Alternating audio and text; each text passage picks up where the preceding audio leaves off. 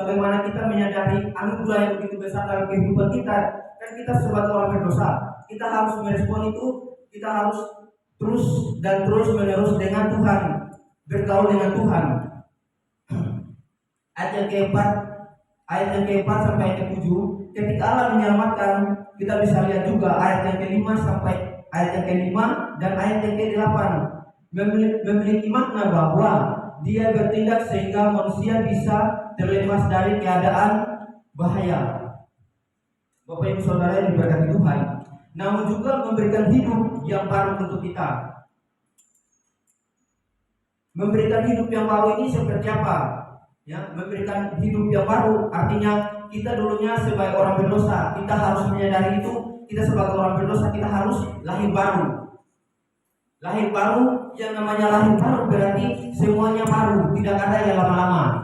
Yang dulunya, contohnya dalam pribadi saya saja, dulunya kita dari kampung peminum keras, ya kan, peminum miras, merokok. Tetapi ketika kita mengenal Tuhan, menyadari panggilan kita yang sesungguhnya, yang kita melakukan sebaik-baik, kita harus berhenti dari merokok maupun minuman keras.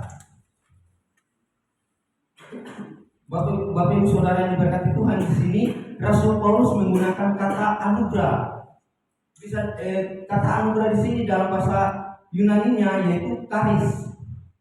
Bukan hanya berarti pemberian yang murah hati, tetapi juga ada tekanan bahwa itu diberikan tanpa melihat penerima layak atau tidak. Bapak Ibu Saudara, ayat yang ke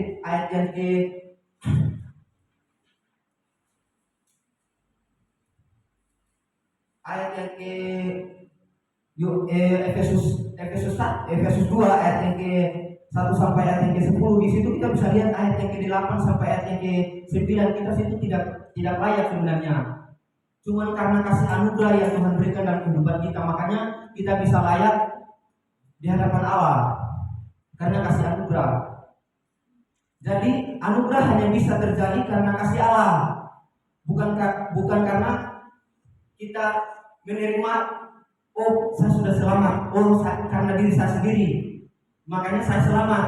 Tidak, karena kasih Allah, yaitu dengan mengorbankan anaknya yang tunggal untuk datang ke dunia menebus dosa-dosa kita sehingga kita layak di hadapan Tuhan.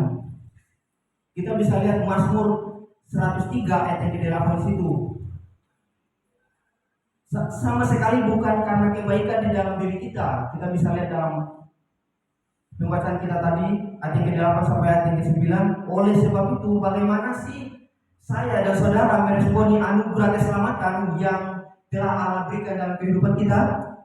Yang pertama, di situ hidup dalam pertobatan. Kenapa saya bilang hidup dalam pertobatan? Kita bisa lihat dalam Kisah Para Rasul 17 ayat yang ke-30. Saya akan membacanya.